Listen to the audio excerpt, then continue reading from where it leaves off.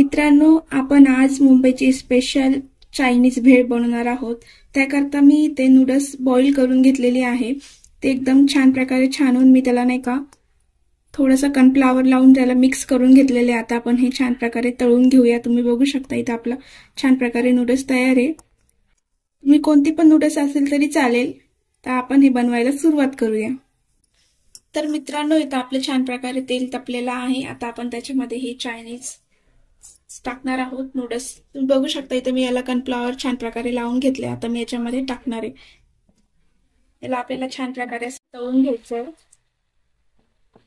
तुम्ही बघू शकता एकदम छान प्रकारे इथे आपली नूडल्स तयार होतीये। किती छान कलर पण आलेला आहे।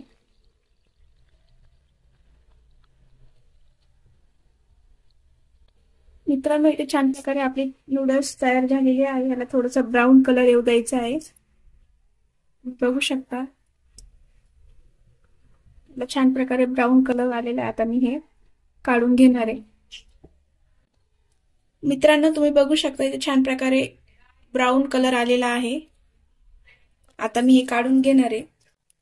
मित्रांनो, आता हे बाकीचे पण नूडल्स आपण तशीच करणार आहोत।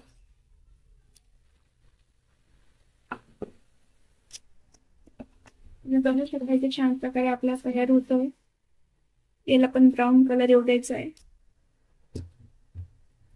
आणि नूडल्स शिजवताना बॉईल करताना जास्त म्हणजे शिजवून घ्यायची नाही आपल्याला त्याला।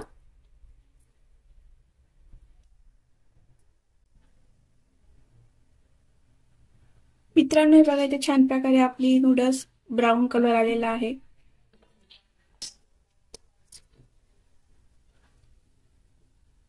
तुम्ही कुठली पण नूडल्स वापरली तरी चालेल। मित्रांनो, मी आता इथे एक गाजर एकदम बारीक कट केलेलं आहे उभं, बघू शकता तुम्ही।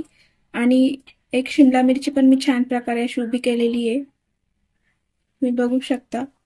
आता आपण ते बनवणार आहोत। तर मी आता हे फ्राय करून घेणार आहे एकदा। तर मित्रांनो, मी आता हे बारीक केलेलं गाजर उभं आपलं त्याच्यात टाकणार आहे। थोडंसं फ्राय करून घ्यायचं आपल्याला ते, म्हणजे खायला पण छान लागेल।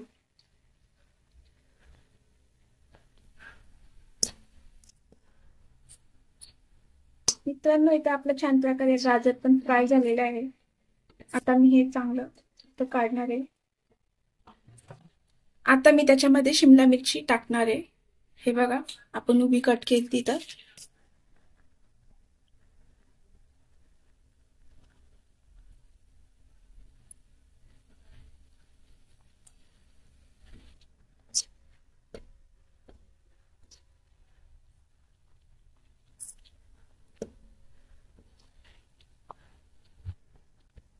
हे बघा मित्रांनो, इथे छान प्रकारे आपली शिमला मिरची पण फ्राय होतीये। जास्त फ्राय नाही करायची, नॉर्मलीच। तर मित्रांनो, इथे आपले छान प्रकारे फ्राय झाले। आता मी त्याच्यामध्ये शेजवान चटणी ऍड करणार आहे। तुम्ही बघू शकता।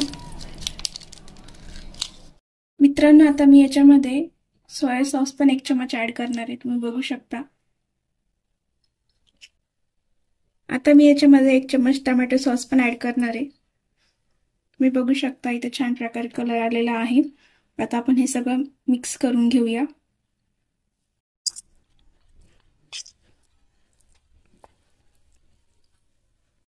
मित्रांनो, मी आता याच्यामध्ये थोडंसं नूडल्सचं तेल घेतलंय, गरम करायला ठेवलंय। आता मी त्याच्यामध्ये थोडंसं लसूण बारीक ठेचून टाकलेलं आहे आणि ना 2 मिरची पण टाकलेली आहे। पण आपल्याला छान प्रकारे फ्राय करून घ्यायचं आहे। मित्रांनो, मी आता त्याच्यामध्ये चिली फ्लेक्स पण टाकणार आहे।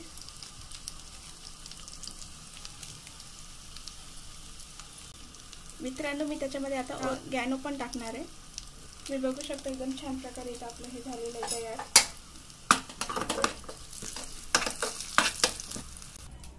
मित्रांनो, इथं आपलं छान प्रकारे आता हे तयार आहे। आता मी याच्यामध्ये आपण जी नूडल्स आपण बॉईल करून ती छान प्रकारे तळून घेतली होती, हे बघा। आता मी छान प्रकारे असं एकदम चुरा करून याच्यामध्ये टाकणार आहे।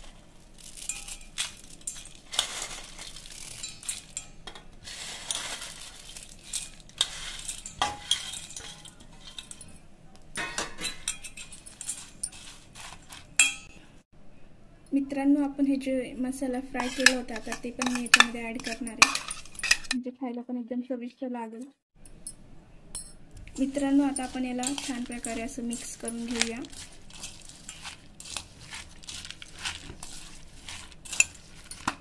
तुम्ही बघू शकता इथे छान प्रकारे आपली मुंबईची स्पेशल चायनीज भेळ तयार झालेली आहे.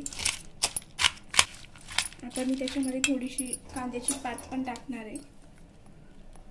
तुमच्याकडे फ्लावर असेल तर तुम्ही फ्लावर पण टाकू शकता.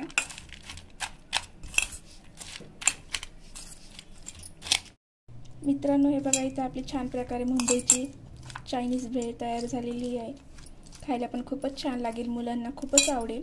बघू शकता इथे किती छान प्रकारे कलर पण आलेला आहे आणि खायला पण एकच नंबर लागेल. तुम्ही बघू शकता मित्रांनो, इथे आपली मुंबईची स्पेशल भेळ तयार झालेली आहे, चायनीज भेळ. किती छान कलर पण आलेला आहे तिला आणि खायला पण खूपच छान लागणार आहे.